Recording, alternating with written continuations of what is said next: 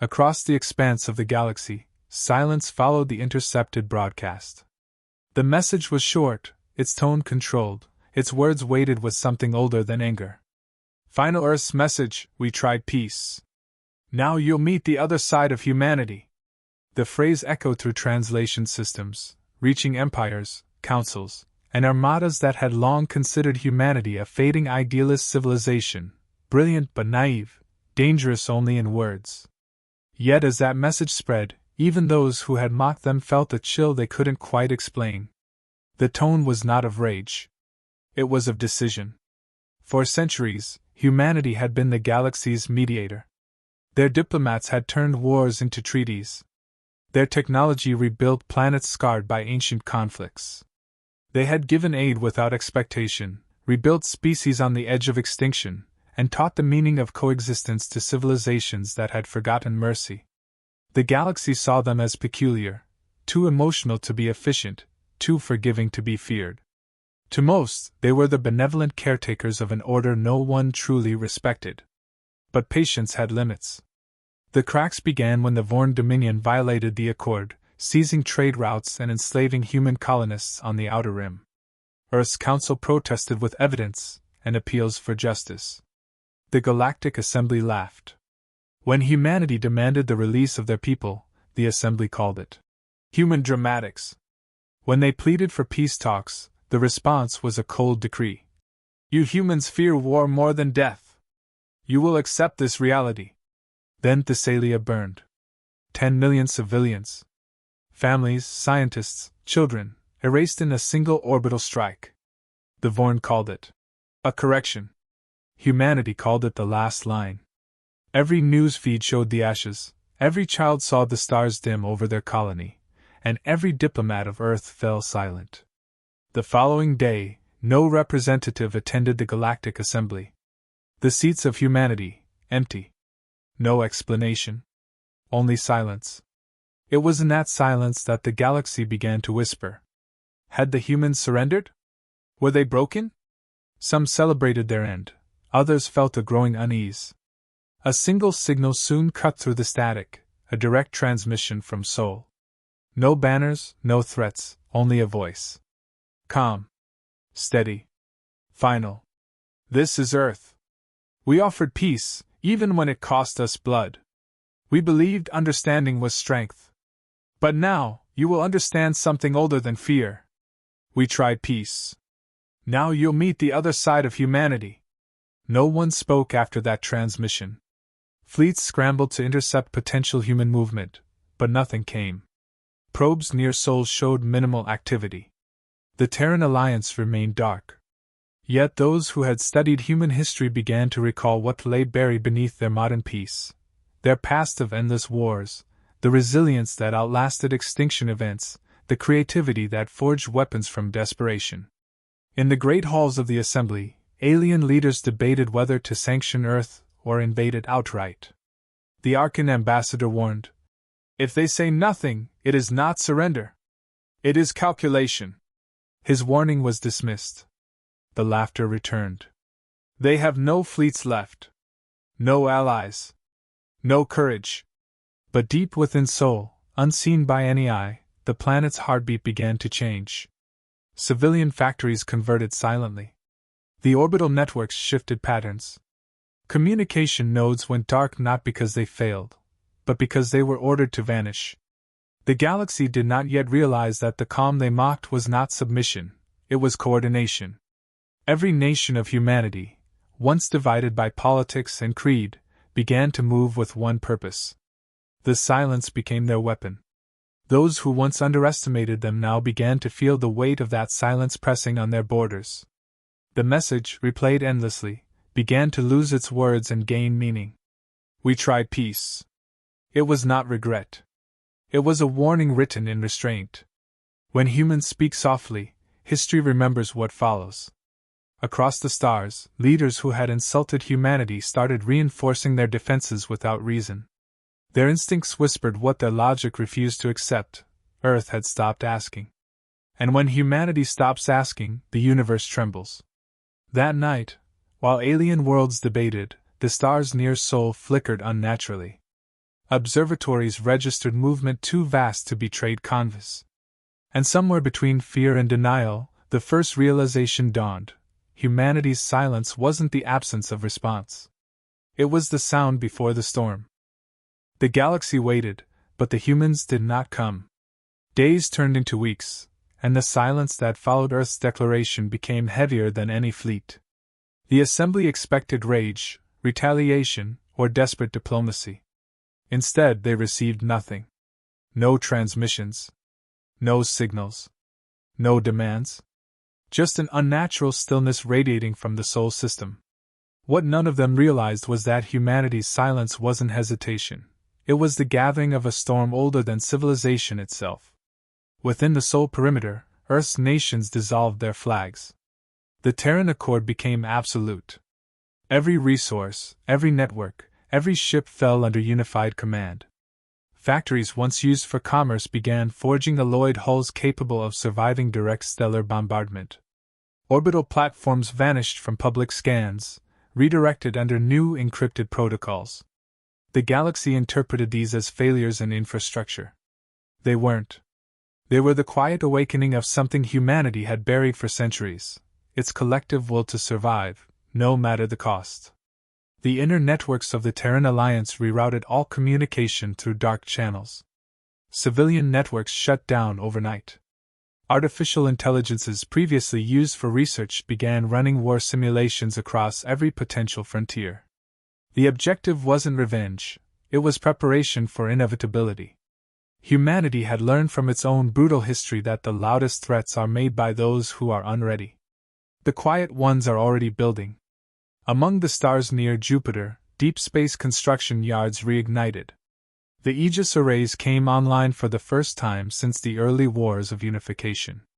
Fleets stored in cryogenic vaults were awakened, their command codes unlocked with phrases written generations ago. When peace fails, rise together. Every ship bore the same inscription across its hull. Mercy earned, not assumed. The engineers did not cheer. The soldiers did not celebrate.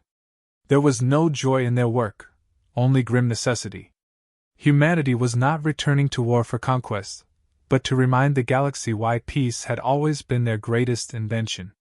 Far beyond Earth, colonies that had lost faith began receiving encrypted transmissions, simple, untraceable, repeating the same message. We're coming. Refugees hidden across abandoned stations began disappearing from enemy space. The Vorn, still convinced of their dominance, believed these vanishings were due to desertion or fear. They were extractions. Silent operations executed with precision no alien intelligence could track. The humans were gathering their own, piece by piece, unseen by the very systems meant to watch them. Inside the assembly, voices grew uneasy. The ambassador of the Shara Collective, one of the few who had known human patience firsthand, issued a warning. You mistake restraint for surrender. Humanity has always been quiet before it acts. The warning was met with laughter, the same kind that had echoed during every plea for justice. The arrogance of safety blinded them all. Meanwhile, deep in the Sol archives, the Terran Command reviewed centuries of galactic warfare. They studied every empire's tactics, every weakness, every assumption. Humanity didn't intend to destroy, they intended to end the possibility of this cycle repeating again. Their goal wasn't victory. It was finality. The unspoken creed circulated among commanders. We will teach them peace by showing them the price of shattering it. The galaxy mistook the stillness for exhaustion. Scouts sent to the edge of Sol reported little movement. Patrols found derelict beacons and abandoned stations, not realizing these were decoys. Behind the illusion of inactivity, the Terran fleets were reorganizing under Project Revenant. The objective was simple: restore deterrence through inevitability. Humanity would not fight for power but for permanence. In the homes of Earth, children watched the skies darken as orbital shadows covered the horizon. Parents told them not to be afraid. We're not starting a war, they said softly. We're ending one that should never have begun. The silence that had unsettled the galaxy was now the heartbeat of unity. Every human, from the miners on Mars to the strategists beneath the Pacific Command, shared one belief: peace without respect is just waiting for the next betrayal. By the time the first alien probes detected gravitational distortions near Sol, it was too late to understand what they were witnessing. The quiet preparations were over. Humanity was no longer asking to be heard. They were ready to speak in the only language the galaxy seemed to understand. It began without declaration, without warning, and without the arrogance of theatrics that the galaxy expected. One moment, the trade lanes near Vorn space pulsed with routine traffic. The next, entire sectors fell dark.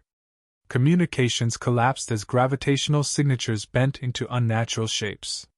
The assembly's sensors registered distortions that no known empire could produce. Humanity had rewritten the laws of engagement, and no one had even noticed them doing it. The war the galaxy feared had already started days before the first explosion. Then came the disappearance of the Vorn First Fleet. 300 ships, gone within minutes. No distress calls, no survivors, just empty coordinates and drifting debris scattered like dust. Surveillance captured nothing but silent flashes, the impact of mass kinetic projectiles striking at near-relativistic speed. There were no beams, no explosions of color, no grand spectacle. Humanity's strike was surgical, invisible, absolute. The assembly panicked, assuming new weapons of planetary annihilation. They were half right. It wasn't a new weapon. It was an old principle, efficiency born from desperation. When the Terran fleets finally revealed themselves, they did so with calm precision. The dreadnoughts of the Sol Line emerged from hyperspace, massive silhouettes blotting out starlight. Their hulls carried no insignia, only the silent mark of Earth, the blue-white sphere engraved beside a single phrase. "We tried peace." Alien admirals broadcast surrender requests to preempt escalation, believing humanity might seek negotiation. Instead, they received a transmission not of rage but of doctrine. "This is Operation Mercyfall. Civilians will be spared. Combatants will be neutralized. There will be no cruelty, no pleasure in destruction. Only correction." The precision of the campaign shattered every notion of warfare the galaxy had known. Terran forces bypassed fortified worlds entirely, striking at logistics, power grids, and command nexuses. The Vorn's core communication arrays were silenced before they could even issue retreat orders. Each blow was deliberate, guided by thousands of predictive algorithms trained not to cause chaos, but to end it swiftly. The galaxy had fought wars to conquer. Humanity fought to conclude. What unnerved even their enemies was not the destruction, but the mercy within it. Human ships deployed medical drones on captured outposts, tending to enemy wounded before resuming operations. Broadcasts played warnings before every bombardment, giving civilians time to flee. Their cold efficiency was tempered by restraint that felt more terrifying than hatred. The galaxy finally understood the phrase, "the other side of humanity." It wasn't savagery, it was judgment wrapped in compassion. The Vorn dominion crumbled within weeks. Entire fleets surrendered without resistance, their commanders whispering of ghosts in the void, ships that struck without sound, soldiers that never missed, and commanders who treated their foes wounded even as they dismantled their war machines. Across neutral systems, others began dismantling their militaries in silent terror, afraid to be next. Human broadcasts repeated a single mantra: "This ends with peace, or it ends entirely." It was never a threat, only a statement of certainty. The galaxy's most hardened warlords understood something they had never believed possible. Humanity didn't need to dominate. They needed only to decide when to stop. As alien governments begged the assembly for protection, the truth spread faster than their fleets could retreat. Humanity had fought not out of vengeance but out of necessity, and they had done so with a kind of precision that left no space for interpretation. The moral clarity of their campaign broke more hearts than their weapons ever could. By the time the last Vorn citadel fell silent, human fleets were already withdrawing. They left behind not occupation forces, but relief ships, hospitals, and repair drones. Their vengeance had no banners, no boasts, no glory. It was the kind of fury that required no witness, because its purpose was never power. It was balance. And in that balance, The galaxy finally understood. Humanity's mercy had always been their warning, not their weakness. The war ended faster than anyone believed possible. Entire fleets vanished, empires collapsed, and the void that followed felt heavier than the destruction itself. The galaxy waited for the Terrans to claim their spoils, to seize power as every conqueror before them had done. But humanity did not stay to rule. They dismantled their warfronts, disarmed captured planets, and released prisoners with precision that seemed unreal. Where others would have enslaved or annexed, the humans repaired. Where vengeance was expected, mercy appeared instead, and that unsettled the galaxy far more than the weapons ever had. When the surviving Vorn soldiers were brought before human command, they expected execution. Instead, they were given food, medical treatment, and safe passage to return home. Every interaction followed a code, unspoken but universally obeyed, justice without cruelty. To the galaxy, this restraint was more terrifying than annihilation. The aliens saw that humanity's wrath wasn't driven by hate but by principle, an unshakable belief that morality had to outlast emotion. It wasn't mercy out of weakness, it was control born of conscience. Word spread through the conquered sectors that humanity punished only those who commanded atrocities. Civilian colonies under enemy flags were restored, not occupied. Reconstruction ships arrived days after battle fleets departed. Alien civilians who had once cheered humanity's suffering now whispered gratitude under their breath. No other species had ever fought a war that ended with relief aid instead of tribute. Even the most cynical minds began to realize that humanity's cruelty and compassion were not opposites. They were a balance, wielded deliberately. Inside the Galactic Council, panic gave way to disbelief. Dozens of species surrendered voluntarily, fearing not destruction but exposure to the silent weight of human justice. Empires that had once mocked Earth for idealism now sent envoys pleading to join a peace they no longer understood. A single statement from Terran command ended the speculation. The war was never for conquest. It was for correction. The galaxy will choose peace now, or it will have none at all. No threats, no shouting, just certainty. And that certainty was more binding than any treaty. A captured Vorn admiral demanded to know why his species had been spared extinction. The human general studying him finally replied, "Because if we destroyed you, we would become you. And that's a line we refuse to cross." The words echoed through every transmission, reaching even the most distant systems. For the first time in galactic history, fear and respect became indistinguishable. The concept of power shifted overnight. No longer defined by domination, it was defined by restraint. The humans left their mark not through banners or colonies but through memory. Every destroyed warship carried a beacon transmitting a single phrase: "Mercy is earned."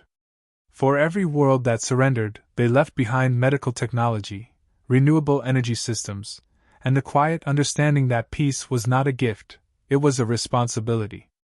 They did not preach morality. They demonstrated it through unrelenting consistency. The galaxy learned to measure civilization not by strength, but by the wisdom to hold it back. Among alien scholars, new philosophies emerged, entire cultures rebuilt around the study of humanity's duality. Their children grew up hearing stories not of monsters or conquerors but of a species that looked into the abyss and chose to stop before it consumed them. The legend of the other side of humanity became more than fear, it became a lesson. The same hands that unleashed destruction were the first to rebuild what they had broken. The same species that could end worlds had chosen instead to heal them.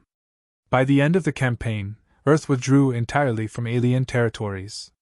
No occupying force, no new empire, only the lingering presence of something impossible to forget. They had proven that mercy could exist alongside absolute power, and that peace meant nothing unless one could choose violence and still walk away. The galaxy finally understood what humanity's message had meant.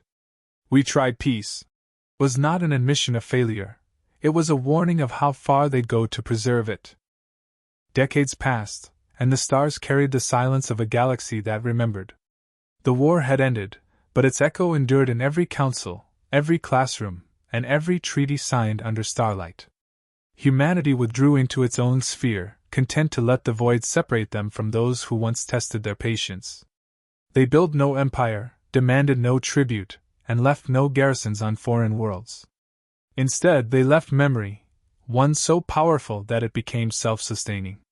No one dared provoke them again, not out of fear of destruction, but out of respect for the restraint that had defined their power. At the center of the galaxy, where empires once schemed, now stood a monument carved from the remains of the shattered assembly chamber. It bore only 6 words. We tried peace. Remember why it failed. Around it, representatives of countless civilizations gathered each cycle to renew their oaths of neutrality and cooperation. Humanity no longer attended. They didn't need to. The entire galaxy operated within the shadow of the lesson Earth had written in fire and forgiveness. The Vorn Dominion, now reformed into the Vorn Collective, sent their scholars to study human philosophy. They called it the doctrine of measured will, a way of balancing strength and compassion so that neither devoured the other. Their new emblem depicted 2 hands, one open, one clenched, forever in balance. Many other species adopted similar symbols. What began as fear had evolved into reverence. Humanity had not conquered through might, they had conquered through example. In human space, the fleet docks lay silent beneath new growth and restoration. The massive dreadnoughts that once defined terror were converted into orbital sanctuaries and research platforms. The weapons that could erase civilizations became tools for exploring the void. Humanity never apologized for what they had done. They didn't need to. Every star system that looked towards Sol understood that peace existed only because they had proven the alternative. A new generation of children, human and alien alike, grew up under the same teaching. Peace is not the absence of power, it is power restrained by choice. The phrase became the cornerstone of interstellar law. Even those who had never seen Earth carried its meaning in their governance and diplomacy. The galaxy's balance no longer depended on fear of retribution but on shared understanding of consequence. The memory of humanity's calm voice, steady, measured, final, remained the foundation of that understanding. Humanity, for their part, became more isolated yet more influential than ever. They opened no new colonies, started no wars, and rarely spoke at galactic summits. When they did, every word carried the weight of entire civilization's survival. Their diplomats were treated like arbiters, not politicians. Their silence during disputes was often enough to end them. And through that silence, the galaxy felt safer than it had in millennia. On the centennial of the final broadcast, a single message was transmitted from Sol, not to any one empire, but to every inhabited world. The voice was the same calm tone from generations ago, unchanged, familiar, and absolute. Humanity has not forgotten. Neither should you. Mercy is the promise we keep until it's broken again. There was no threat, no boast, just a reminder. Across the stars, the message was archived in every official database and inscribed in every council hall. Long after that transmission, when most who had lived through the war were gone, the story of Earth remained untarnished. They were remembered not as destroyers but as the civilization that forced the galaxy to grow up. The phrase, "We tried peace," became universal shorthand for moral endurance, the idea that true strength lies in restraint.